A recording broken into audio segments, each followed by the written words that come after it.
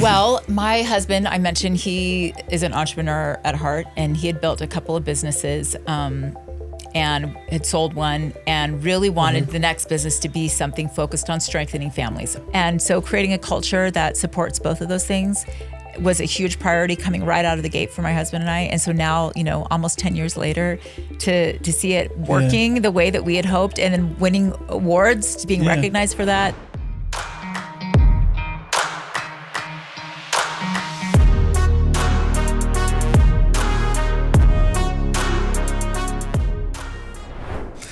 Thanks for joining me, Vanessa. Yeah. We're just going to roll. I don't have any fancy intros. Okay. So cool. hopefully that's good. So author. Okay. Yes. Mother of 7. Yes. That's crazy. And owner, CEO of ChatBooks. Oh, I'm actually not CEO. I love when people say that. My husband is my business partner, and he is a CEO. He has a Harvard MBA. He should definitely be the CEO. I gave myself my own title. I am Chatbooker-In-Chief. Chatbooker-In-Chief. Which basically means I do whatever I want. I have a say on everything. Yes. I'm the voice of the people, our customer, the chatbooker. Yes. I get to help, weigh in on product decisions, do a lot in marketing. Yes. And I'm on the executive team. And there you go. That's all you need. I sleep with the CEO, so I have a little bit of influence. That's great. That is perfect. That's awesome. I was going to say, when I let people know that we were doing this interview, because we met with Brooke, we got this interview set up, and I was like, we're Vanessa Quigley. Okay, I'm naive, ChatBooks. I'm like, I know what it is. I've seen the billboards and everything. And then my wife freaks out. I know I have a friend, we have a mutual friend. She owns a podcast called the Motherhood. Oh yeah. Podcast. She's like, you have Vanessa Quigley coming out. And so I had to do my research. Oh, okay. I had to do way more research. But I'm really excited you're here. ChatBooks has been around for quite a while. We officially started in 2014. That was when the first chatbook came off the presses. And here's my question for you, because you're an entrepreneur now, but you were an actress and a trained opera singer. Yep. How did tell me the backstory of growing up? You want to be an actress and an opera singer, but then you turn into an entrepreneur. That's a wild transition. Yeah, it is wild. I actually never thought I would be an entrepreneur. My family is very entrepreneurial. I mean, my dad's a lawyer, but he started his own practice and always had a little side something going on. We started a nursery in our backyard. We lived on 5 acres in rural Florida, and I'm the oldest of 12. And so with our property, my dad, we had a little petting zoo, which, we would bring our friends over to, look at the animals. But also it was a brilliant way to get the kids working. We had a cow we had to milk, and we all got assigned a species of animal. My brother Jacob was in charge of the chickens. I had some goats. Nice. But then he planted this big pine tree nursery. And it was a business that helped. All the profits from that went to help my brothers with their missions and. Very cool. Yeah, so it was called Mission Pine Nursery. It was mostly for their missions. But my dad, since he's retired, he started a wild animal park and an airboat operation in Central Florida. If you go to Central Florida, go to Disney, go to Universal, and then go to Wild Florida, it'll blow your mind. Florida is kind of this crazy part of the country. It is a wild frontier. Yeah, I'm 7th generation Floridian, so that's where my roots are. I've been here in Utah now for 10 years. I'm kind of shocked. This is where we've ended up. It's been an incredible place to build a business, but I am kind of getting antsy to get back to Florida. You want to go back? Yeah. Good for you. That's awesome. But growing up in my big family, my parents just always told us that we could do anything. My mom especially was so good at just telling me, anything you want to do, you can do. And I love to sing and I love to perform. And my goal was to be on Broadway. Yeah. And so when I came to BYU, I just went into the music building and I was looking for anyone to tell me anything. And I saw a flyer hanging on the wall about singers, come audition for the vocal program. And so I was like, okay I'm going. And I did think it was odd when they asked me to sing an aria in a hymn. Because I was like, okay, well, this is BYU. I don't know. We do things different here. I had no idea I was auditioning for the classical music department, opera, because I didn't really know anything about opera up to that point. Okay. And I go to my first couple classes, and the assignment was everyone had to sing a solo and to just kind of get to know your get to know everyone in the class. Yeah. And everyone's singing in different languages. And I was like, I am in the wrong place. But I was so scared to speak up because I was just like, what have I done? I am out of my element. And by the time I finally said something to my professor, he's like, yeah, ad drops, you've missed it. You're stuck in here. And something about that semester and the challenge, like, I'd been singing just like show tunes and like, with the choir, but like classical music is very technical. And I loved the, like, all of the Italian words for the technique. And it just seemed like this awesome, huge challenge and this whole new world to explore. And I stuck with it. And that's what I got my degree in, is vocal performance and pedagogy. Wow. Yeah. And the plan was to go pursue a professional operatic career. Yeah, like New York, Broadway. Well, a lot of operatic careers start overseas. And my husband and I both really wanted to live overseas. And so we were like, we're going to graduate. We'll go to Europe and you can sing. And but then I had a baby. Okay. And before I graduated, which was it was a little bit of a surprise, but that kind of shifted my priorities. And I didn't end up with an international operatic career. I did sing a lot, but yeah, it kind of that changed the course of my life a lot. Wow. Okay. So you have your first child, kind of changes. Is that when you were like, man, I got to be an entrepreneur? Like I got to... There was a moment I was really into scrapbooking. When I had my first baby, I really felt like documenting our life story was an important job to be done. My mom was so good at doing this. Okay. Well, everybody has the baby books. And, actually, because I'm the oldest, I have a baby book. I don't know if any other of my siblings do. Well, you have 12. That's a tall order for anybody. But mom did a good job of keeping like the family scrapbook. And I wanted that for my family. So I was really into scrapbooking. And we were living in Provo at the time. And there was a store called Pebbles in My Pocket where I would go to get all of my scrapbooking supplies. And so when we graduated from BYU and we moved to California, I'm like, where am I going to get hooked up with my stuff? I got to. And so I had this brilliant idea. I'm going to open a scrapbooking store. Okay. Like, this is something that I know I'm passionate about. And because my mom had instilled in me that I can do anything I want, I start looking for space on Montana and Santa Monica. Okay, because we were lucky enough to get a rent control apartment in Santa Monica. Yeah. I could not afford retail space in Santa Monica. No one can afford retail space in Santa Monica. And then I got pregnant again. And anyway, that was my one and only entrepreneurial flash in the pan idea. Okay.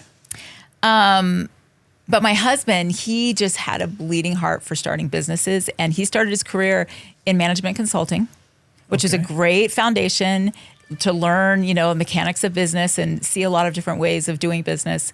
And after business school, he started a company and started another company. And he kept talking to me about, what is the thing that we're going to do together? And I'm like, nothing. You do that. I'm doing my thing. Like, I had absolutely no desire to build a business, and especially not with him. I love him. Okay, yeah. Building a family with him. Yeah. But like, I'm the boss of my world. You're the boss of your world. Like, I just did not think that was a recipe for a happy life. Okay. But I've been proven wrong. It's been seriously the best 9 years of our marriage as we have grown so much closer. Okay. I have so much more respect for what he did in his career up to this point, because honestly, I didn't care what he was doing. Like, he would go, raise money, or, all that is involved in building a business. Yeah.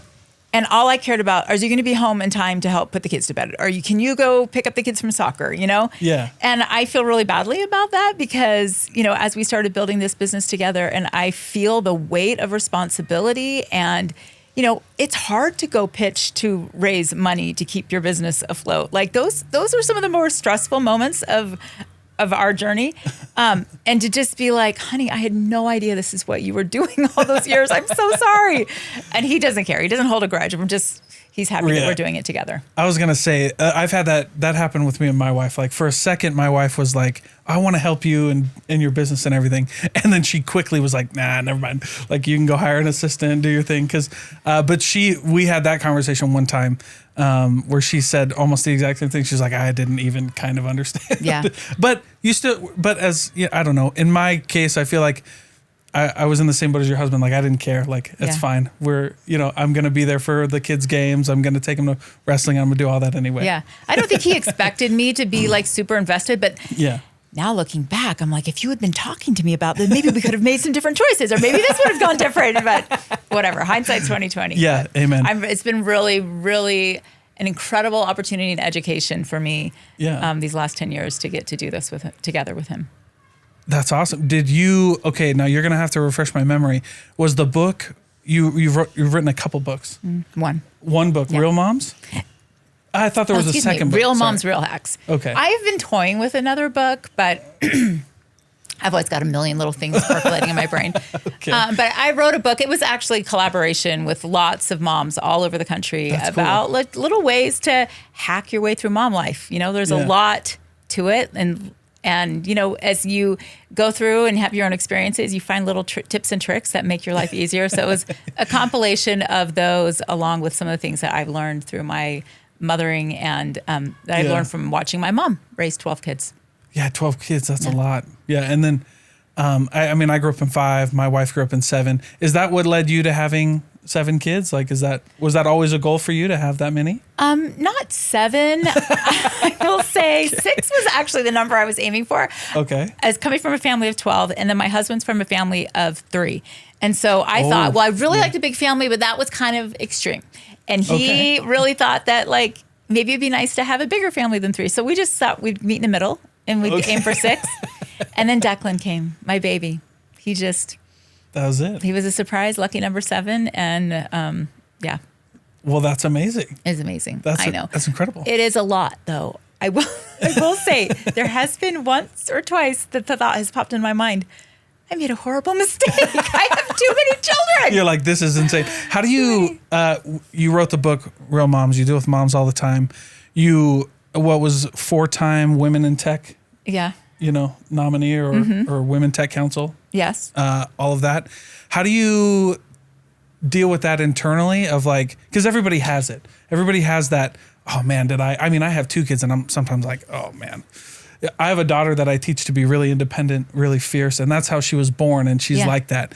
And sometimes it backfires on me, and sometimes I'm like, oh. But how do you talk with moms about some of that? Maybe I've heard the term like mom guilt or something like that. Or like they have that thought in their head, and then they get really down on themselves. And motherhood's such a beautiful thing, but what kind of conversations do you have like that?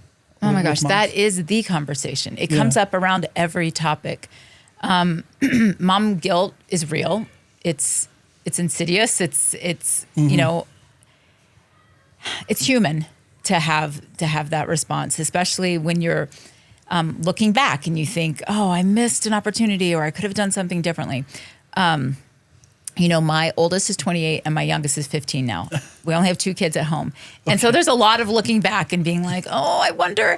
But I'm really good at just like saying I did the very best I could with what I knew and we're going to move forward. Yeah. And I really believe that I'm the perfect mom for my kids. Like, there's no such thing as a perfect mom, but I'm the perfect mom for them. Like, that is my faith. I have to believe that. That is what I preach. And then you just do the best you can. And, kids are resilient. They're forgiving. And so if, as a mom, you're willing to keep learning and you're willing to admit that you've made a mistake and you want to do better. I was just having a conversation with a girlfriend of mine. I mean, we're in our 50s now, right? Okay. And I'm taking this course on communication, mainly to communicate with my baby, my 15-year-old. He has a very different communication style. It's I was going to say, that would be wild. I thought I knew what I was doing. You would think by number 7, you're just like working the machine, like it's a pro. But no, every personality is very, very different. So my husband and I are taking this communication course, and I'm like, it's blowing my mind. Like, how much better off would all of our other kids have been if we actually knew how to communicate in a healthy way? Yeah. How much better would our marriage have been? But there's no like regrets, no looking back. You only do better. Just keep going, You only do better. Except my girlfriend, everyone needs a friend who just says what's on their mind. Like there's no filter. That just comes out. She's like, I'm not doing that. I'm just like, it shouldn't be that much work. I'm not going to be catering to anybody's needs. Anyway, she came back. This is a conversation on Marco Polo. She came back the next one.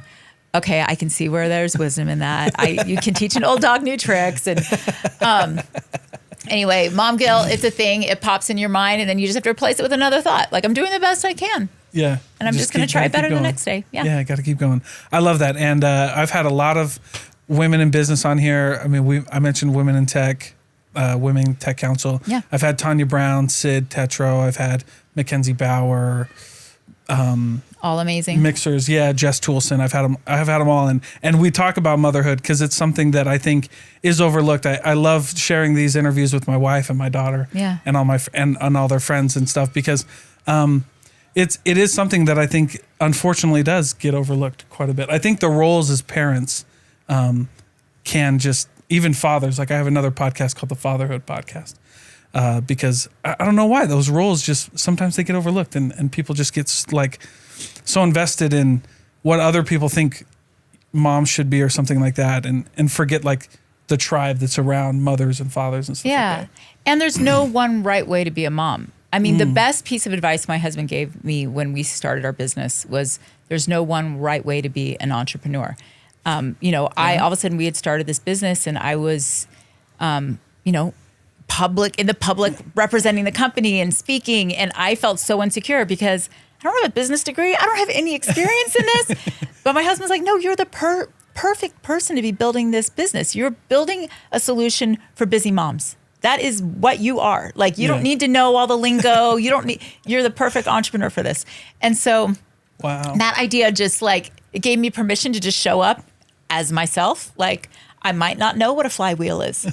I remember the first interview when someone asked me about the flywheel effect and I'm like, I really have no idea what you're talking about. You're like, dog, I'm making scrap. Makes a lot of sense to me now. You know, I've had a lot more experience. But like as a brand new entrepreneur in the business world for the first time, there was a lot that I didn't know. Okay. And the same goes for parenting. Like you just don't know. They send you home with a child. And literally like, you have your experience growing up and what your parents did. Right. For better or for worse, But there's no one right way to do it. You just do the best you can. And with social media as a parent or even as an entrepreneur, you can get sucked into seeing what everyone else is doing and think, oh, I need to show up like that and I need to be doing that and I should be doing that. And that's what like triggers that guilt. And then you end up getting paralyzed and you do nothing. But just own who you are as an individual, as a unique entrepreneur or as a parent. And you just do you. Yeah. Yeah, that's incredible. So let me go back to the business though. You said it started in 2014. How was that? You had the flash in the pan thing, little, scrapping thing in California. You write a book and then, how does Chatbooks start? Yeah. What happened? Well, my husband, I mentioned he is an entrepreneur at heart and he had built a couple of businesses, and had sold one and really wanted the next business to be something focused on strengthening families. Our oldest was getting ready to graduate from high school. We felt like, nothing's ever going to be the same. We want to hold on to this forever. And he, for a couple of years, had been building basically enterprise software for families to help organize memories, photos, videos, audio clips, journal entries, cool. All in the cloud. Like a really good idea, a noble idea, but the software that was being built. You had to step in and be like, I had to use it because it was my husband and this is where we're putting our savings into. But I would be like, oh yeah, this is great. But can I get this in a book? And he's like, no. Print is dead. We're not doing books. This is all going to be safe in the cloud so that we can share it. And I was like, oh, okay, Mr. Harvard MBA, I guess you know what you're doing. And so years of doing that, assembling my girlfriends to come and like do a user group and like give their feedback.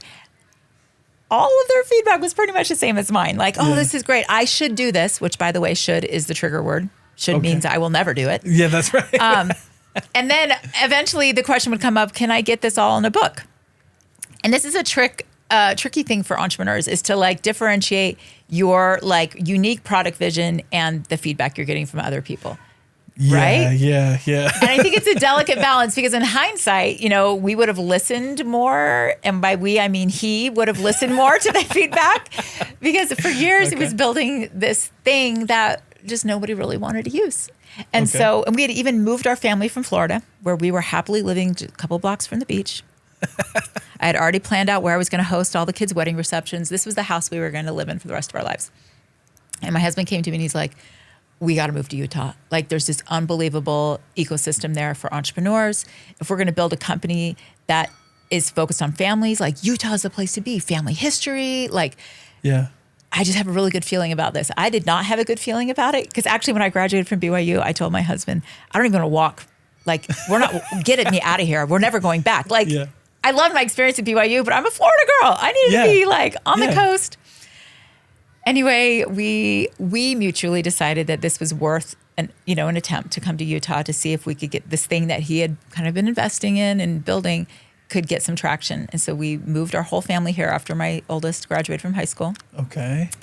And for a year, he was trying to get it to go. Like, rented a room, or not even a room, a corner of a little office in the Riverwoods, hired some guy that was working at Subway making a sandwich to come in and help with something. Like, it was like real grassroots, scrappy, but it just wasn't really going anywhere. And, after being here for a year, completely uprooting our family, we basically spent all of our savings.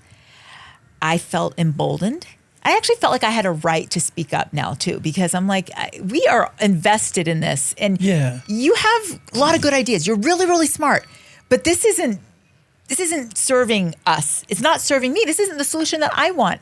And so I had this experience with my youngest son, who was getting ready to go to kindergarten, and he was like the happiest boy in the world. So when I heard him just sobbing, I thought there was going to be blood, like something horrible's happened. But no, he was just in bed holding a little photo book that his preschool teacher had given him for preschool graduation. He'd been looking through it and reminiscing about his little young life up to that point. And it was emotional for him. Yeah, and he told me. But that's a beautiful story. I laugh because that is beautiful. It's a great origin story, let me tell you. Anyway, he told me that he never wanted to grow up. I had that overwhelming sense of mom guilt that I had failed in helping him hold on to the story of his life. I still had all my scrapbooking supplies, but it had been years since I had actually done anything with it. I hauled it all around in moves after move, but life is busy. Like, I don't have time to pull out all that stuff and do a big project. But I still really believed in the power of holding on to our story. So emboldened with that weight of the guilt, and also the fact that we live in Utah now, and for what? I marched downstairs and I told my husband, look, you have got to figure out how to print my Instagram. Like, we're never going to use what you built. No one's going to use it. Like, can you just figure out a way to print my Instagram? Because I had been using Instagram basically my son's whole life, not necessarily thinking it was a journal, but just as a way to keep in touch with family. We've moved around a lot. I have a big family. That was just a super easy way to share photos and a little like blurb about what we're doing.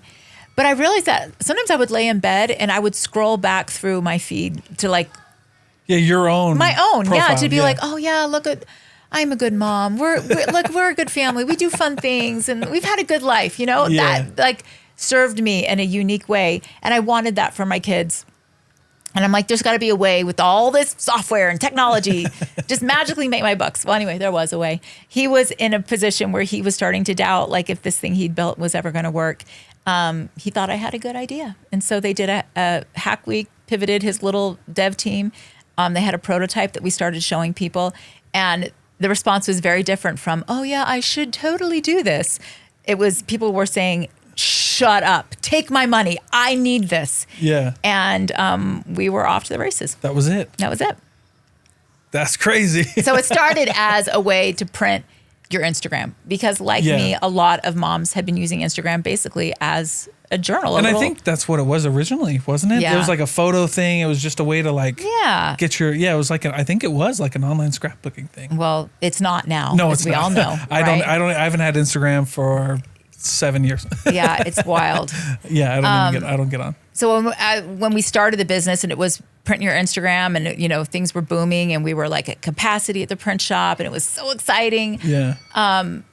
Instantly we're like, okay, but what if Instagram cuts us off or dies or whatever? Like, I don't want to be beholden to Instagram. So we immediately started figuring out, like, how can we help people make automatic photo books, because that was our tagline, directly from their camera roll without having to go through Instagram. And it's taken a little while to get there, but now we've got a subscription model that only like less than 20% of the photos that we print come from Instagram or social media. It's mostly mostly like camera rolls, stuff like that. Well, I think that's amazing. And I remember I had that moment too. My auntie, she was a big scrapbooker, and I got home from serving an LDS mission, and she told my uncle came up to me. I lived with them after my mission, and he was like, one of the biggest reasons I went on a mission was because we'd all get around on Sunday, and after somebody had talked in church about serving a mission, and we would open my dad's mission book, and it would have just pages of everything that happened.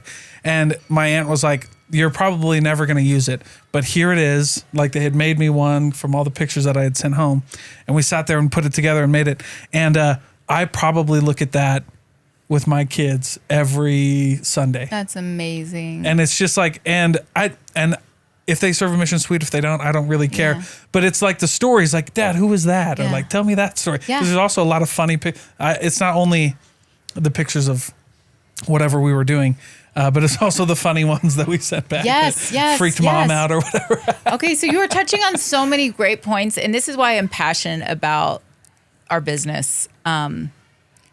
Is that there is magic in looking at printed photos. And we actually did a study with HP. We partnered with HP, ChatBooks. We surveyed like 20,000 families to measure the impact of looking at printed photos, because a lot of, most of our photos are on our phones or on our computers or on the tablet. And if our kids want to look at our photos, you've got to hand them a device or put them in front of a computer. Oh, yeah. And that's, if anything, we're trying to get screens away from them. Cut down screen time. Kids, But it's the conversations that happen around looking at printed photos is where the magic has. And so hearing you talk about the conversations you have around those photos, those conversations are linked to so many positive outcomes, like increased self-esteem, better problem solving, lower instances of anxiety. It helps parents feel like they're doing a better job. Like, overall, it helps strengthen families. And that's our mission at ChatBooks. It's like painted on the wall in our HQ. Our mission is to strengthen families. And looking at printed photos and having conversations, chatting about those photos, ChatBooks, that's where the magic happens. And so, whether it's a scrapbook that your auntie makes for you or it's a chatbook, like, you just got to get the photos off of your devices into the hands of your family so you can have those connecting conversations that will strengthen you. And isn't that crazy when you said something really funny that I think is, from my experience, is pretty bold for anybody to say. And that is, blank, insert anything here, is dead. Yeah. Like, for a long time, like, I'm in sales and marketing, so my company is sales and marketing. And for like so many times I hear cold calling's dead, email's dead. And I'm like, dude, that's just dangerous. So like, I know, but people like to have a hot take, it like makes you feel powerful. And I think when he was saying that, we had 7 kids, felt like we're bursting at the seams in our house. It was like, the last thing we need is more junk in this house. He was, we like another I have to keep my eye on him. He's constantly throwing stuff away, getting rid of stuff. And so I think for him, the thought of like adding more stuff into our house just felt insane.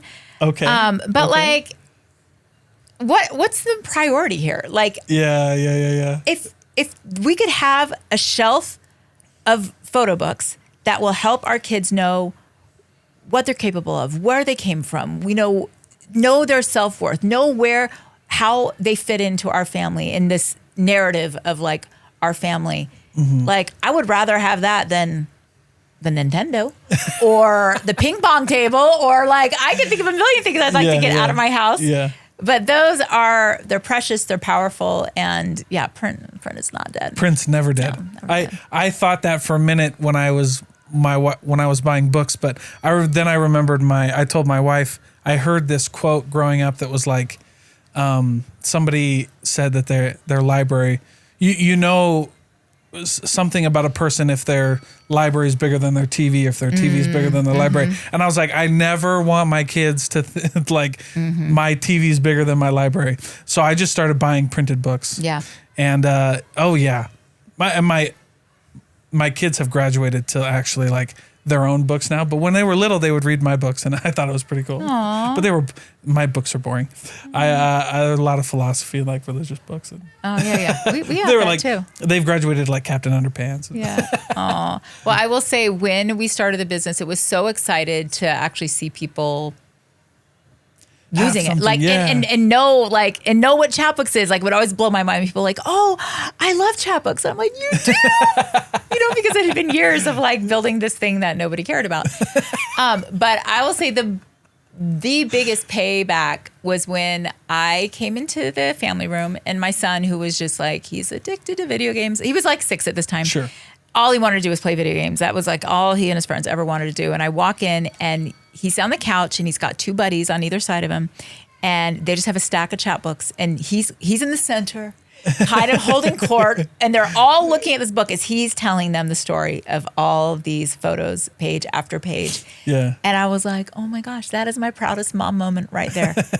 Like, seriously, nothing else would get 4 boys, wild, rowdy boys, to sit on a couch. And they were there for a long time. Yeah. But hearing the stories behind the photos, it's just powerful. And they're just laughing and telling stories. And thinking it's incredible. And do you remember this? Yeah. Yeah, I think that's great.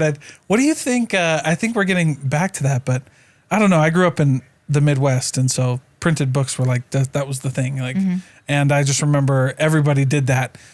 The old sitcom moment where like you bring your first date home and your mom sits them down and shows them the scrapbook or whatever. Yeah, that was like my growing up. Do you feel like Chatbooks has played a big role in bringing that back? Because I feel like sometimes they get lost in these big cities. You know what I mean? Like we don't have that anymore. For sure. I mean, there are other companies that can make a photo book for you. Sure. But the thing that really set us apart was that it was like super easy, automatic. Like, I had an experience where I did my handmade scrapbooks for years and years and years. And then we got a digital camera, and all of a sudden I didn't have to take my film to Costco to get it developed.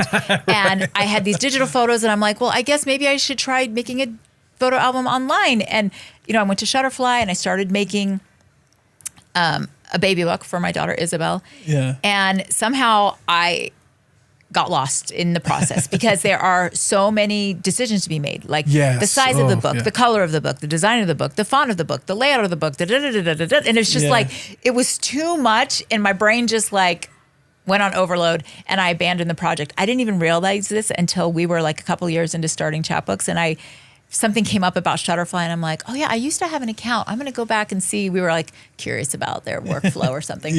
And I recovered my password, and I open it up, and I'm like, oh my gosh, I have a book here that I never finished. And I did feel motivated in that moment to just like slap down some captions and print it out. But, busy families, you don't have time for a 100-hour project to create the perfect photo book. But we created software that allowed people to just, with a click of a button, pull in the photos that they want. We format it to you. You don't have to like decide on fonts or layouts or color schemes or whatever.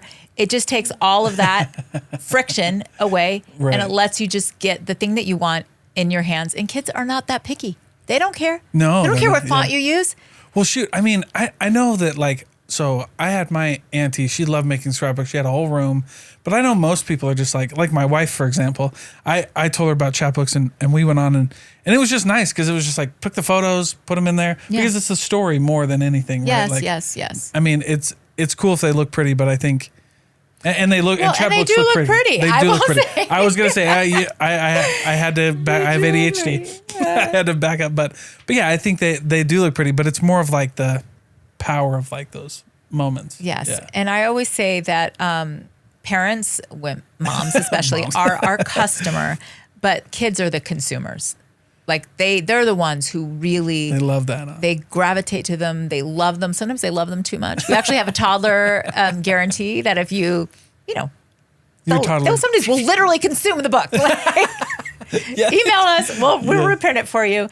Because these are meant to be a joy. They're not archival. They're not meant to be archival. Set up on the shelf. Like, don't touch unless mom's supervising. Right. They are archival. I mean, we use good quality products, but they're meant to be used and enjoyed. And like put through the ringer. That's really cool. I kind of want to talk about, since as we kind of wrap up a little bit, but I wanted to talk about just your journey in Chatbooks, because you've won a lot of awards. Like I mentioned, the Women Tech Council one.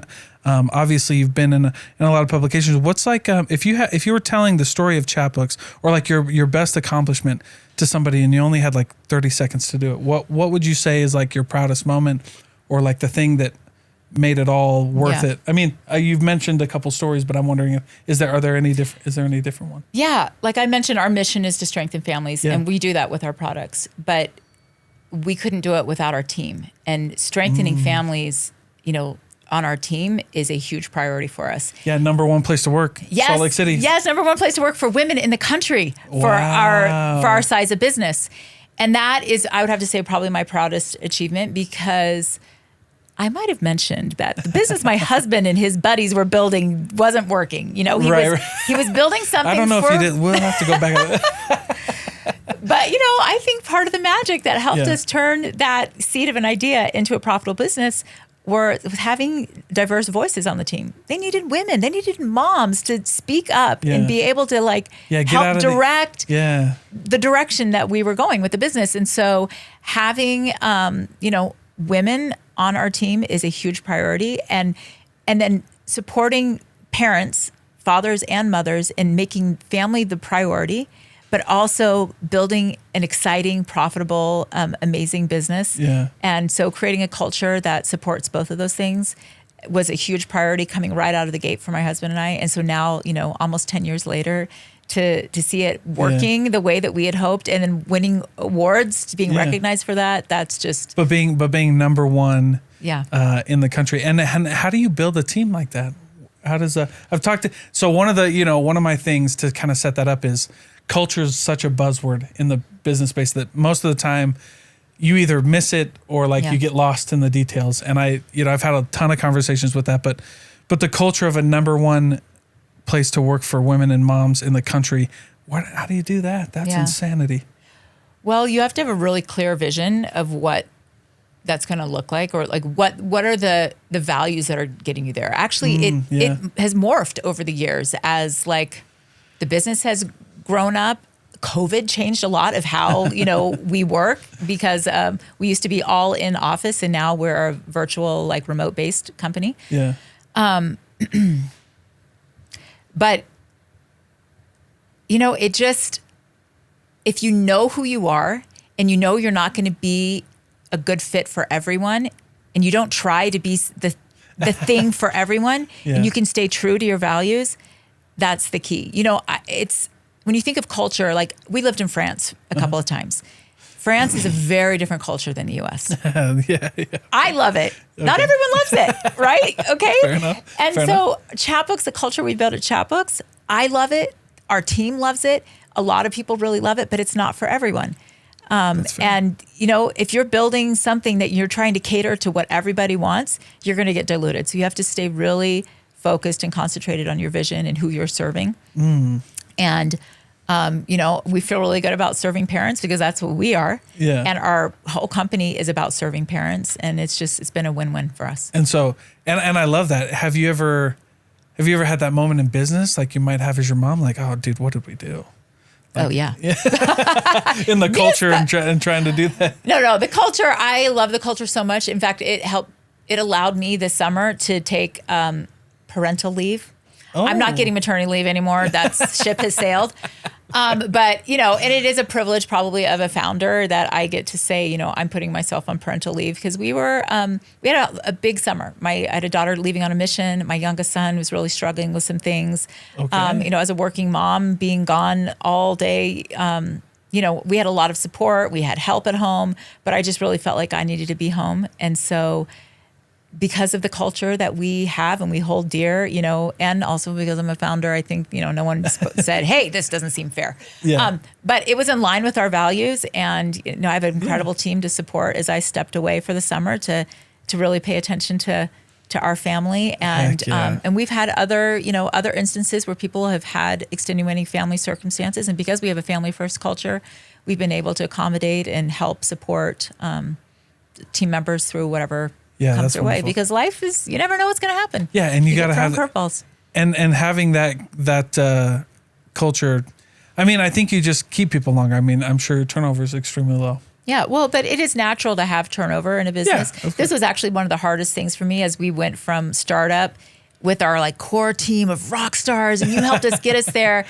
And, you know, we've been at this almost 10 years, and it's normal for there to be turnover. And of course, that was really hard for me because you feel so much like, almost like a family going through this like incredibly like, yeah, you were building something crazy. Yeah. Yeah. But it's okay. It's like, that's the natural evolution. Like my kids are leaving me now. Like I said, I have 7 kids. I only have 2 that are technically live at home right now. Yeah. And that's a hard transition, but you accept that that's like natural. That's a natural progression. Then you're just like, okay, the ebb and flow. Yeah. And different stages of business require different types of team members too. So. That's well, and I just love that. I love the story of Chatbooks. I love the mission. So I really appreciate it, Vanessa, taking the time. It was fun to chat with you. Thanks. Before I let you go, obviously, let everybody know where they can find Chatbooks, if they want to follow you, where they can get your book, all that good stuff. Yeah, chatbooks.com. Download the Chatbooks app. I'm at Vanessa Quigley on Instagram. I also am the host of the Mom Force podcast. So we have an amazing guests talking about all things mom life, and it's a lot of fun. Wonderful. Thank you so much, Vanessa. Yeah.